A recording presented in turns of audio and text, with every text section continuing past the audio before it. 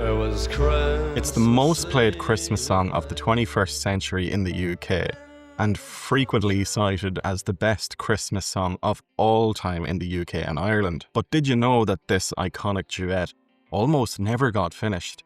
And it took like a troubled 2 years to complete. Let's dive into how this chaotic, beautiful mess of a song became an Irish Christmas classic. And yes, I'm well aware it's November. I just felt that sure, Halloween is literally just over. I may as well do what all the local supermarkets are doing and get in the Christmas spirit before the Halloween decorations are down. 60 more sleeps until... How much more sleeps till Christmas? I have to Google it. Only 56 more sleeps till Christmas. Down with this sort of thing! Careful now. The song Fairytale of New York was recorded by the London-based band The Pogues, featuring Kirsty MacColl on vocals. The Pogues were founded by Shane MacGowan, Jem Finer, and Spider Stacey. Known for their unique sound, the band fused punk influences with traditional Irish music, giving rise to the genre of Celtic punk or folk punk. Shane MacGowan, the primary lyricist, drew heavily upon his Irish heritage and the experiences of the Irish diaspora for his songs. The composition and release of Fairytale of New York occurred against the backdrop of the 1980s music scene in Britain. This era was defined by electronic sounds like synth pop, post-punk genres like gothic rock, and highly commercial acts dominating the charts. Simultaneously, new forms of rock emerged, notably the folk punk movement pioneered by the Pogues. For a band renowned for its fusion of punk energy with traditional Irish instruments like the banjo and the whistle, attempting to write a mainstream Christmas hit was highly unusual. Like, just stop to think about it for a minute. You know, fast forward a few years, right? And the dreaded All I Want for Christmas Is You by Mariah Carey. You know, that song made sense, right? It's Mariah Carey. But Jesus, like, right, listen, punk, Irish folk, Shane MacGowan, Christmas. It is a really strange combination, but it turned out to be absolutely amazing. The idea for the song originated either from the band's manager, Frank Murray, who thought that a Christmas song would be interesting, or from a wager made by their producer at the time, Elvis Costello, who bet that the Pogues couldn't write a Christmas hit single. Honestly, I think the Pogues here really showed that when a wager is at stake, you give it your all. But it wasn't exactly that easy for them, right? They didn't just log into Suno, the AI music platform, and say, write me a hit Christmas song that will shut Elvis Costello up, mix up Irish folk, trad and a bit of punk, and sure feck it, throw in a few slur words for a nice hint of controversy over the next 40 years to make the radio stations hate their email inbox during Christmas. No. They actually had to learn an instrument and actually think about writing the song. The 1980s sure were rough. The collaboration between songwriter Jem Finer and Shane MacGowan gave birth to the song, but its development was notoriously difficult. The genesis of the track was long and complicated, taking nearly 2 years to finalise after beginning in 1985. Finer supplied the initial melody and original concept. The original story was set in County Clare on Ireland's west coast and concerned a sailor in New York looking out over the ocean, reminiscing about home. Finer's wife, Marcia, disliked the seafaring concept and suggested new lyrics revolving around a conversation between a couple at Christmas. Thanks a million, Marcia. You had no idea at the time that you actually just influenced one of the best Christmas songs ever. Finer passed his ideas on to Shane, who contributed a Broadway melody. Shane later wrote new lyrics inspired by the band's first US tour in 1986 and the film Once Upon a Time in America, leading him to create a slow, piano-based introduction influenced by Ennio Morricone's score. MacGowan named the song after J.P. Dunleavy's 1973 novel, A Fairytale of New York. The first attempt to record the song occurred in January 1986, during sessions with producer Elvis Costello, with Kate O'Riordan singing the female part. Costello suggested that the title be Christmas Eve in the Drunk Tank, which the band rejected. Despite several recording attempts, the group was dissatisfied, feeling the track was just not quite there, and it just lacked a confident performance. The song was shelved, and O'Riordan eventually left the band in October 1986. The breakthrough came in August 1987 while working on the album If I Should Fall From Grace with God, with new producer Steve Lillywhite. Lillywhite took a demo home and suggested to his wife, enter English singer-songwriter Kirsty MacColl. He suggested that she record a guide vocal. MacColl worked meticulously on her part. When Lillywhite played her contribution back to the band, they were immediately impressed and realised she was the ideal voice for the female character. MacGowan later acknowledged that MacColl transformed the track, stating that she knew exactly the right measure of viciousness and femininity and romance to put into it. Fellow Pogues member Spider Stacey agreed that MacColl was perfect and could sing anything and improve it 100%. And in fact, this is something that I didn't know. Again, tell me in the comments if I'm still living under that mossy rock I was on about. But Kirsty's performance on that tape was so good that MacGowan recorded his vocals alongside MacColl's tape. They never actually recorded the duet together in the studio.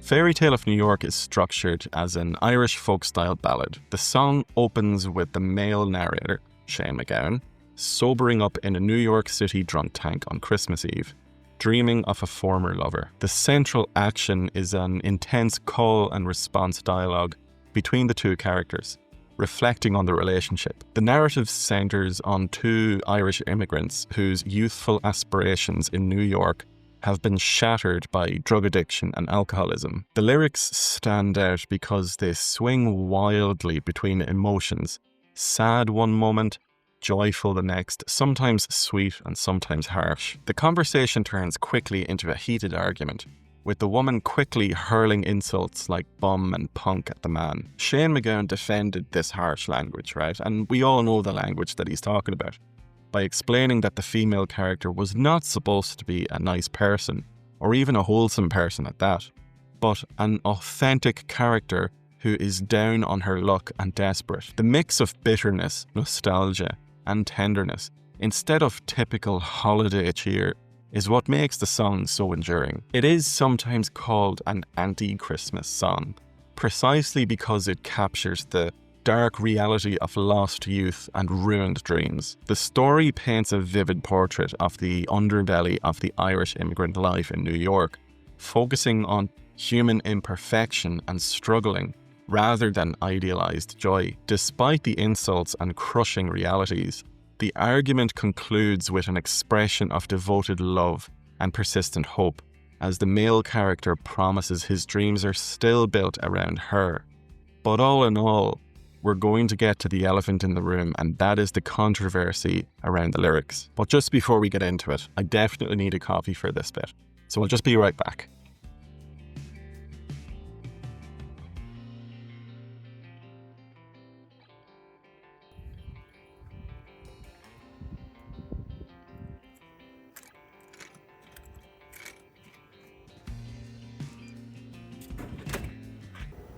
Hell?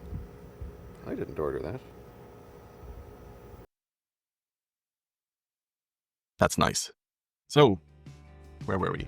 Ah yes, the lovely lyrics. Despite its status as a beloved Christmas staple, the Fairytale of New York has been subjected to a long-running debate and controversy, specifically concerning the use of certain derogatory words within the lyrics. The debate over censorship began almost immediately upon release. In 1987, when the song was performed on Top of the Pops, the BBC requested that Kirsty MacColl replace the word arse with the perceived less offensive ass.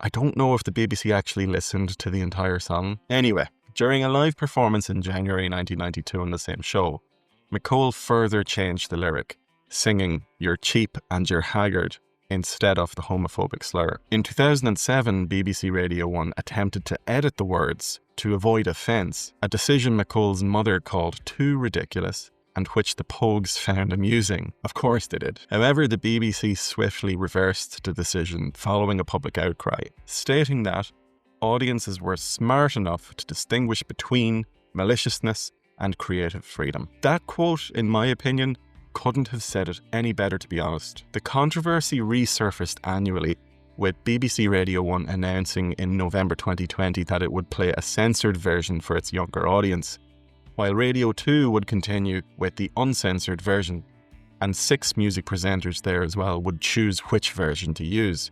However, as recently as 2022, Radio 2 played a radio edit where one of the words was muted and the homophobic slur was replaced with "you're cheap and you're haggard." Shane MacGowan staunchly defended the original lyrics in 2018. He explained that the language was intentionally used because it fitted with the way that she would speak and with her character. MacGowan emphasised that the female character is not supposed to be a nice person, but rather an authentic character who is down on her luck and desperate, and that not all characters in stories are angels or even decent and respectable. And this is what we were touching on a little bit earlier on as well, right? You have a side of art. Music is art, okay? It's in the same category. People like to see the lovely, soft, shiny, pretty, happy, lovely, nice side of art, but the negative emotions felt with the raw, real, stressful, harsh side of art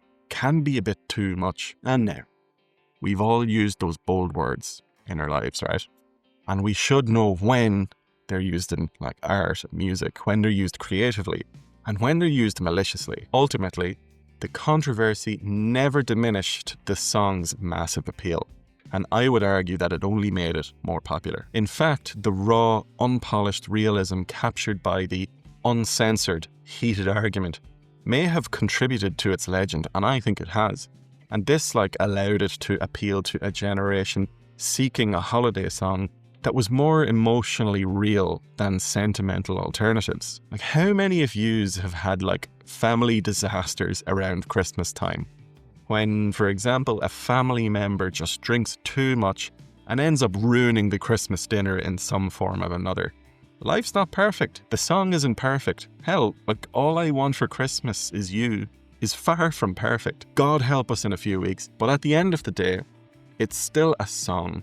Thought, effort, ups and downs went into making it. It's a real song and I absolutely love it.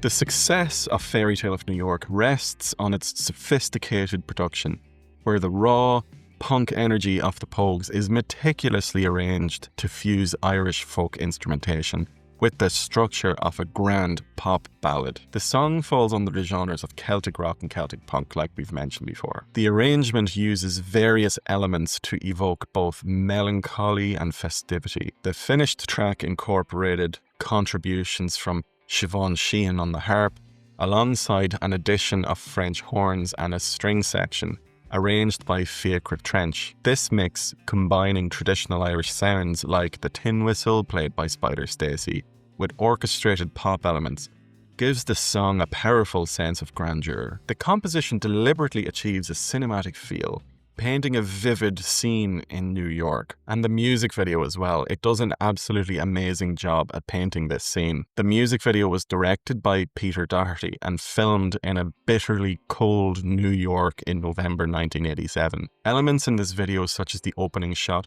featuring MacGowan seemingly playing the piano, though James Fearnley's hands wore MacGowan's rings for this close-up, right? And the scene shot inside a real Lower East Side police station where actor Matt Dillon arrests MacGowan, cemented the feeling of an old, gritty movie set in the city.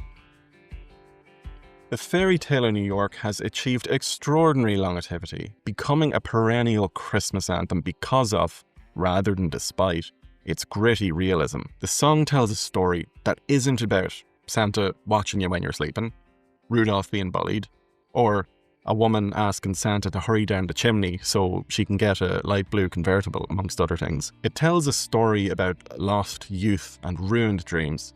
Jesus, I have an awful lot of those lost youth and ruined dreams as well myself. Being an astronaut would have been a blast, to be honest. For a generation, it became the Christmas song, cherished because it captures the disparity and bickering of the holiday season. And you have to agree, making it feel more emotionally real than traditional sentimental songs. The song has never been the UK Christmas #1. It was blocked by the Pet Shop Boys cover of Always on My Mind in 1987, but it did quickly become a hit in Ireland, spending 5 weeks at #1 on the Irish charts after its release in November 1987. In the UK, it has demonstrated an annual resurgence, reaching the UK top 20 on 20 separate occasions since its original release. Due to digital downloads as well and streaming, the song has re-entered the UK top 75 every December since 2005. It has been certified sextuple platinum in the UK for 3.6 million combined sales as of December 2023. In the UK, it is officially the most played Christmas song of the 21st century and is frequently cited as the best Christmas song of all time. I'd say Mariah Carey is fuming. Maybe she can do a cover. I still wouldn't listen to it. The song holds significant emotional weight for the Irish diaspora, as Shane MacGowan's lyrics often focused on the immigrant experience, painting vivid portraits of the underbelly of Irish immigrant life. Its status as a cultural phenomenon was reinforced following Shane MacGowan's death in November 2023, when the song returned to number 1 in the Irish singles chart on the day of his funeral. The Pogues reissued the song as a charity single to benefit the Dublin Simon community, an organisation fighting homelessness that MacGowan supported.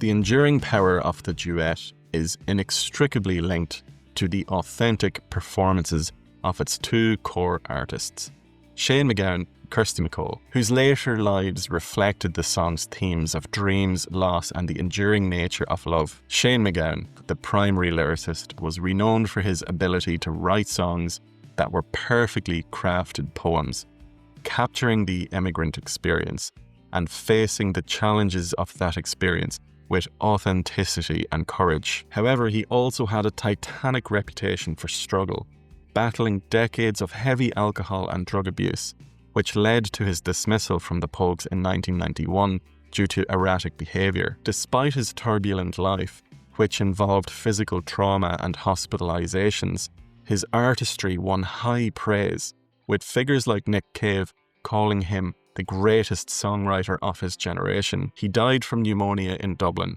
in November 2023, aged 65. Kirsty MacColl, an acclaimed British singer-songwriter in her own right, provided the viciousness and femininity and romance necessary to bring the female character to life. MacColl was tragically killed at the young age of 41 on the 18th of December 2000 while vacationing in Mexico. She was diving with her sons when a powerboat struck her.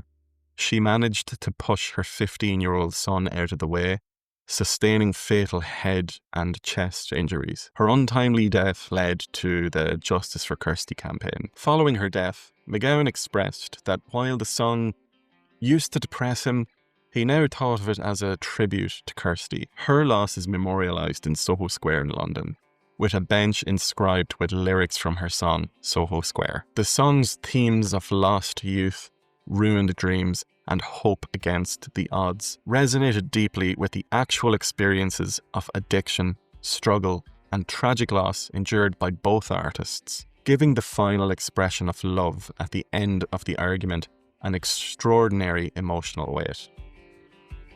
Fairytale of New York is not about snow, sleigh rides, or Christmas miracles. It's about surviving together. In the chaos and cruelty of life, alcoholism, poverty, shattered hopes, the two characters find a shared history and a defiant, devoted love. The song captures a moment of brutal honesty during the season of forced cheer, ending not with an impossible recovery, but with the painful plea, "I've built my dreams around you." And maybe that's what makes it the most honest Christmas song ever written. Tell me your thoughts about this absolute giant of a song down in the comments. I would love to hear from you. For me, I fell in love with this song because of the piano intro, the storytelling, the upbeat jig that plays throughout the song, the melody itself, the contrasting voices of Shane and Kirsty as well, but also the nostalgia. It just reminds me of those cold, dark, damp Irish winter evenings. Christmas just around the corner.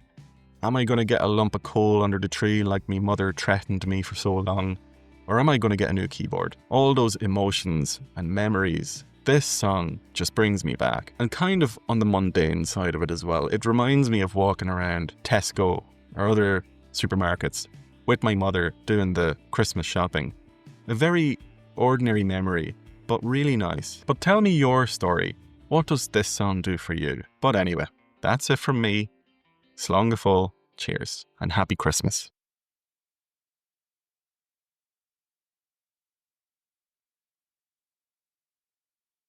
It's absolutely gorgeous.